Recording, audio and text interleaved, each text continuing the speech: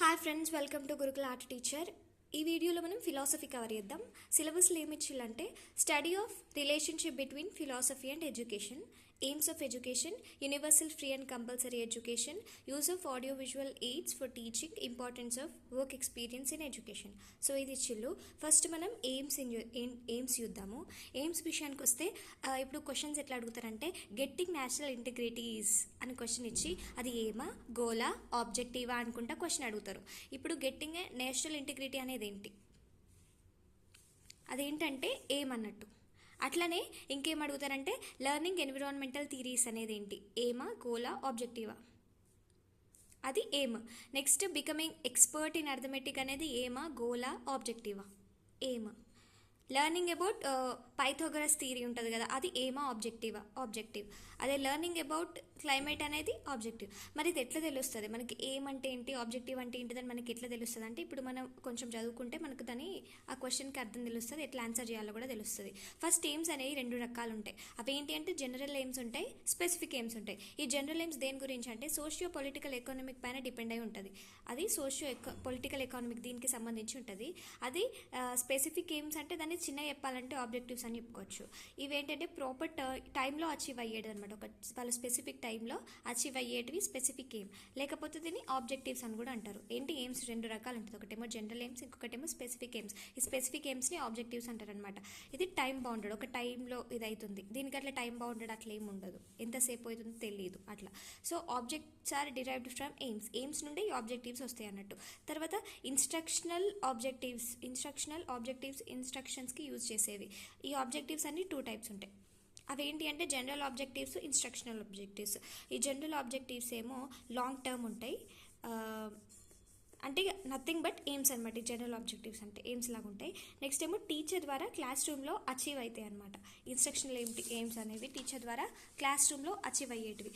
మరి AIIMS, goals, objectives అని అంటున్నాం కదా, అసలు ఒక్కొక్క దానికి ఏంటంటే in general aims, goals, objectives are used as synonyms. కొన్ని ఇక నార్మల్గా అయితే నీ గోల్ ఏంటి, నీ ఏమేంటి అనుకుంటూ అడుగుతా అంటే అన్నిటికీ ఒకటే విధంగా మనం ఆన్సర్ చేస్తూ ఉంటాం కదా, కాకపోతే అన్నిటికీ వేరే వేరే ఆన్సర్ ఉంటుంది అనమాట. అదేంటిదో ఇప్పుడు మనం చూద్దాం. ఫస్ట్ ఎయిమ్స్ గురించి చూద్దాం, ఓకేనా. ఎయిమ్స్లో ఏముందంటే AIIMS used as long term sense, braid in nature, cannot be defined or described properly, accurately, uncertain in nature to achieve.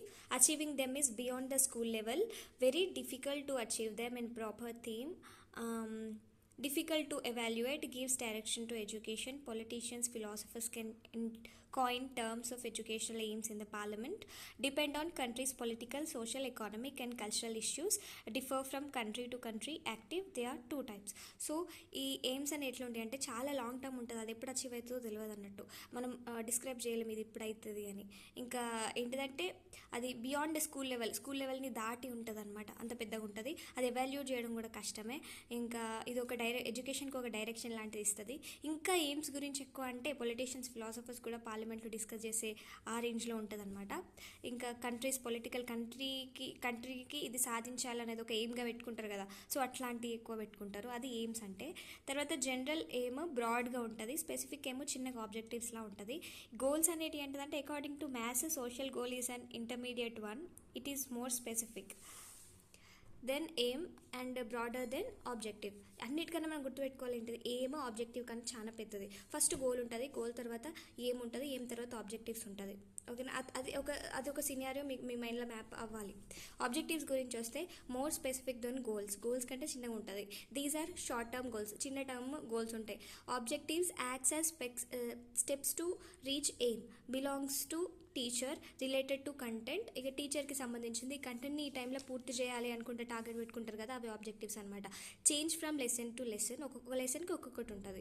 Achievable in classroom, మనం క్లాస్ రూమ్లో ఆబ్జెక్టివ్స్ అనేది అచీవ్ చేసుకోగలుగుతాం. Give directions to teacher to teach, ఏ విధంగా ఏం teach చేయాలి, పిల్లలకి ఏం నేర్పించాలని ఒక డైరెక్షన్స్ ఇస్తాయి ఆబ్జెక్టివ్స్ ఫాలో ఎయిమ్స్, ఆబ్జెక్టివ్స్ అనేది ఎయిమ్స్ని ఫాలో అవుతుంది. ఫర్ ఎగ్జాంపుల్ ఇప్పుడు ఈ స్కూల్ టాప్ ఫస్ట్ ర్యాంక్ రావాలనుకున్నది అనుకో, అదొక పెద్ద ఎయిమ్. అట్లా అనుకున్నాం అనుకో, ప్రతి ఒక్క క్లాస్ మంచి ఏ గ్రేడ్ తెచ్చుకోవాలి కదా, సో ఏ గ్రేడ్ తెచ్చుకోవాలనేది ఆబ్జెక్టివ్. దానికోసం ఈ టీచర్స్ వర్క్ చేయాలి, ఆ పిల్లలకి నేర్పించాలి. సో ఆ విధంగా these are of two types. ఈ ఆబ్జెక్టివ్స్ కూడా 2 types. General, no time far. General అనేది ఇక సేమ్ ఏం లాగా instructional can be achieved by the teacher in the teaching class రూమ్లో అవుతుంది. Instructional objectives, the objectives which are classified by Benjamin Bloom's used instructional teacher. Benjamin Bloom's అనేది classify చేస్తారనమాట, ఆయన classify చేస్తారు దీనికి సంబంధించింది.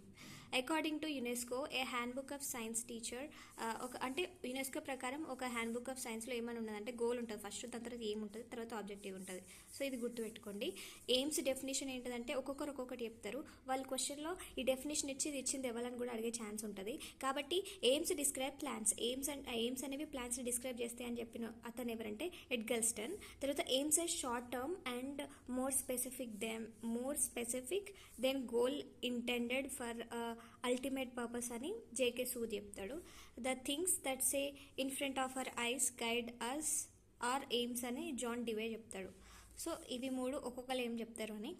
Specifications, clarifications. Specifications is nothing but the response of the student ఇచ్చే రెస్పాన్స్ని స్పెసిఫికేషన్స్ అంటారనమాట. It can be seen in individual, ఒక్కొక్కరికి సపరేట్గా చూడొచ్చు. Response is given to the question. Here question is objective. Question అనేది ఆబ్జెక్టివ్ అవుతుంది, పిల్లలు ఇచ్చే రెస్పాన్స్ అనేది స్పెసిఫికేషన్ కిందకి వస్తుంది. Question is evaluation tool. Response of the student is behavioural change. This behavioural change is due to learning. These objectives is set by the teacher to reach the objectives on a content.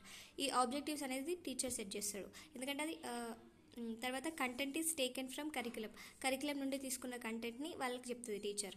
తర్వాత curriculum is based on the socio economic and political culture, that is they are based on aims. ఆ కరికులంలో ఏం పెడతారు, ఏమ్కి సంబంధించి ఇది పిల్లలకి నేర్పించాలి, వాళ్ళని ఈ విధంగా తయారు చేయాలని ఒకటి ప్రిపేర్ చేసి కరికులంలో పెడతారు. కరికులంలో ఉన్న దాని ప్రకారం ఆబ్జెక్టివ్స్ని వీళ్ళు ఫాలో అవ్వాలి టీచర్స్. సో దాని పరంగా పిల్లల్ని తీసుకొని వస్తారనమాట. సో ఇండైరెక్ట్గా మనం ఎయిమ్స్ని ఫాలో అవుతాం అనమాట. So constitution of for country, curriculum for education. Example ఏంటంటే ఇప్పుడు కాన్స్టిట్యూషన్, మన కంట్రీకి కాన్స్టిట్యూషన్ పెడతారు కదా, అది పెద్ద ఏం. కరికులం ప్రిపేర్ చేయడం ఏం అట్లా, దాన్ని బట్టి ఆబ్జెక్టివ్స్ మనం ఇట్లా ఫాలో అవ్వడం. 10 years కరికులం ప్లానింగ్ కమిటీ ఉంటుంది. Change the curriculum according to the, ఏంటంటే 10 సంవత్సరాల కోసం ఇట్లా చేంజ్ చేస్తారనమాట పిల్లలకి ఏం అవసరం అని. అందుకే కొన్ని కమిటీస్ వస్తూ ఉంటాయి పిల్లల కోసం అట్లా. So specifications is a product of objectives. Objectives యొక్క ప్రోడక్టే స్పెసిఫికేషన్ అనమాట. Specifications is a witness of learning process and can be seen in students. Specification స్టూడెంట్లో ఉంటే ఆబ్జెక్టివ్స్ టీచర్ ఇస్తుంది, అది కరికులం నుండి తీసుకుంటుంది. కరికులం అంటే పెద్ద ఏమిగా అట్లా దాని నుంచి తీసుకుంటుంది అనమాట. Specifications will become according to the ఆబ్జెక్టివ్స్ని బట్టి స్పెసిఫికేషన్స్ వస్తుంది. టీచర్ అడిగే క్వశ్చన్స్ బట్టి పిల్లల సమాధానం ఉంటుంది కదా. So answer, response, behavioural change or some. The main objectives of an objective is creating specifications from students. Always specifications గురించి చెప్పినాం కదా. ఇప్పుడు ఒక క్వశ్చన్ అడుగుతా. Students says a principle of circumference of a circle. Students says a principle of circumference of a circle. ఇక్కడ correct answer ఏంటి? ఇప్పుడు ఒక్క స్టూడెంట్కి అయితేనేమో అది కరెక్ట్ అవుతుంది. 2 స్టూడెంట్స్ అంటే చాలామంది అవుతారు కదా, అట్లయితే తప్పు అవుతుంది. ఇదేంటి, ఇండివిజువల్గా కొలుస్తారు స్పెసిఫికేషన్ అనేది. ఓకేనా? సో ఒక స్టూడెంట్కి సంబంధించింది స్పెసిఫికేషన్. ఓకేనా? సో దీన్ని బట్టి చూస్తే ఫస్ట్ ఏమ్, తర్వాత ఆబ్జెక్టివ్, తర్వాత స్పెసిఫికేషన్. ఓకేనా? గోల్కి అన్నిటికన్నా ముందు ఉంటుంది, దాన్ని మనకి ఇక్కడ మెన్షన్ చేయలేదు కాబట్టి అది పక్కన పెడితే. సో ఆబ్జెక్టివ్స్కి కూడా కొందరు డెఫినేషన్స్ ఇస్తారు. Having a goal means working reasonable అని జాన్ డివే చెప్తారనమాట. సో ఇది సైన్స్కి సంబంధించి, సోషల్కి సంబంధించి ఒక్కొక్కరు చెప్తారు అని. బాఠ్యా అని అతను సైన్స్కి సంబంధించి ఇతను చెప్తారు. ఆబ్జెక్టివ్స్ అకాడమిక్లో ఎట్లా యూజ్ చేస్తారు అనుకుంటా ఇక ఇదంతా ఉంటుంది అనమాట. So this is all about aims and goals. ఇక ఫిలాసఫీ అంటే ఈ విధంగానే ఉంటుంది, ఒక్కొక్క సైంటిస్ట్లు ఇట్లనే చెప్తారు. మనం ఎయిమ్స్ కంప్లీట్ చేసుకున్నాం కదా. ఇప్పుడు ఈ సెకండ్ చూద్దాం. ఏంటంటే universal free and compulsory education ఉంది కదా. సో ఇప్పుడు మనం అది చూద్దాం. Universal free and compulsory education ఏంటంటే, universal free and compulsory education అనేది రైట్ టు ఎడ్యుకేషన్ యాక్ట్ గురించి. ఇదంటే రైట్ టు ఎడ్యుకేషన్ యాక్ట్ గురించి క్వశ్చన్ అడిగే ఛాన్స్ ఉంటుంది. అదేంటంటే 86th అమెండ్మెంట్ ద్వారా చేస్తారు. ఇది 86th అమెండ్మెంట్ అనేది గుర్తుపెట్టుకోండి. ఇది ఎందులో ఉంటుందంటే 21 ఆర్టికల్లో ఉంటుంది. ఏమని ఉంటుందంటే 6 నుంచి 14 సంవత్సరాల వయసు గల పిల్లలకి కంపల్సరీ ఎడ్యుకేషన్ ఇవ్వాలని అది ఉంటుంది. ఇది ఇంకా ఫండమెంటల్ డ్యూటీస్లో కూడా 45th ఆర్టికల్ పార్ట్ 4లో ఉంటుంది. ఫండమెంటల్ డ్యూటీస్ అంటే ఈ ఆర్టికల్స్ వస్తాయి. సో ఇందులో కూడా వీళ్ళ గురించి మెన్షన్ చేస్తారు. మన క్వశ్చన్ ఏమని అడుగుతారంటే ఏ ఆర్టికల్లో దేనిలో మెన్షన్ చేసిండు, ఏ అమెండ్మెంట్ ద్వారా తీసుకొచ్చారనే క్వశ్చన్స్ అడుగుతారు. సో మనం గుర్తుపెట్టుకోవాల్సింది ఏంటి, 86th amendment, 21 article and fundamental డ్యూటీస్లో 45th ఆర్టికల్. అదే పార్ట్లో ఉంది, పార్ట్ 4లో ఉంటుంది. సరేనా. తర్వాత 6 to 14 ఇయర్స్ వాళ్ళకి ఫ్రీ ఎడ్యుకేషన్ అనమాట కాన్సెప్ట్. ఇంకేమేమి చెప్తారంటే ప్రైవేట్ స్కూల్స్లో ఒకవేళ ప్రైవేట్ స్కూల్ ఉందనుకో అందులో జాయిన్ చేసే పిల్లలు 25% పిల్లలు ఈ బలహీన వర్గాలకు సంబంధించిన పిల్లలకు ఉచితంగా ఎడ్యుకేషన్ ఇవ్వాలి.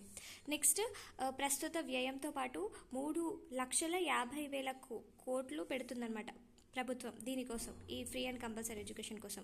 11th 5-year ప్లాన్ ఉంటుంది కదా, మనకు 5-year ప్లాన్స్ ఉంటాయి కదా. సో అందులో 72,000 crores సర్వశిక్ష అభియాన్ కింద గవర్నమెంట్ ఇచ్చిందనమాట. సర్వశిక్ష అభియాన్ కింద గవర్నమెంట్ ఇన్ని కోట్ల ధనం దీనికి సంబంధించి ఇస్తుంది. సుమారు 42 మిలియన్ల పిల్లలు ఉన్నారట 6 to 14 ఇయర్స్ వాళ్ళు 2011 ప్రకారం. ఇంకా 300 మిలియన్ల పిల్లలు 6 to 14 వరకు ఉన్నోళ్ళు నిరక్షరాస్యులు కూడా ఉన్నారు. సో ఇదంతా దీని గురించి universal free and compulsory education గురించి. ఓన్లీ షార్ట్ కట్ ఇంపార్టెంట్ ఇలా గుర్తుపెట్టుకోవాల్సింది ఇవే ఆర్టికల్స్, అమెండ్మెంట్స్ గుర్తుపెట్టుకోవాలి. దీని తర్వాత మనం ఇంకా మిగిలిందేంటి, ఆడియో విజువల్ ఎయిడ్స్ కదా. సో ఆడియో విజువల్ ఎయిడ్స్ చూద్దాం. Audio teaching learning resources. Those resources which involve the sense of hearing are known as audio teaching learning resources, as radio, the recorder, audio CD, gramophone. ఇప్పుడు audio teaching learning resource, audio అంటే ఏంటిదంటే మనకు వినబడుతుండేది, ఏ విధంగా మనం వింటూ ఏదైనా ఒకటి నేర్చుకుంటామో దాన్ని ఆడియో టీచింగ్ లెర్నింగ్ అంటారు. ఎగ్జాంపుల్స్ ఏంటి, ఇప్పుడు రేడియోలో కూడా కరోనా టైంలో మనకు రేడియో పాఠాలని కూడా చెప్పిల్లు కదా. సో అట్లా దాని నుంచి నేర్చుకోవడం. టేప్ రికార్డర్, అందులో కూడా ఏదైనా ఇంపార్టెంట్వి రికార్డ్ చేసుకొని అది వినడం. సీడీ ద్వారా ఏదైనా లెసన్ చూడడం, ఆడియో సీడీ. సో ఇట్లాంటివి వినేటివి ఏ విధంగా మనమైతే వింటామో అవి ఆడియో టీచింగ్ లెర్నింగ్ రిసోర్సెస్ అన్నట్టు.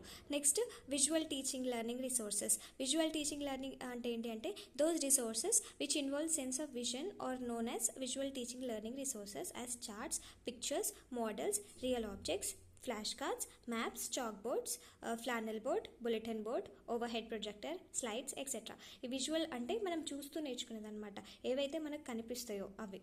సరేనా. ఏంటి, ఫ్లాష్ కార్డ్స్ అయితే, మ్యాప్స్ అయితే, చాక్ బోర్డ్స్ అయితే, ఇంకా models, real objects, flannel board, bulletin board, ఇక ఇవన్నీ దీని కిందకి వస్తాయి. దీని తర్వాత audio visual teaching learning resources. Audio visual teaching learning resources అంటే those resources which involve the sense of vision with sense of hearing are known as audio visual resources. రెండు మనం వినటము చూడటం రెండు కలిపితే ఆడియో విజువల్ అవుతుంది.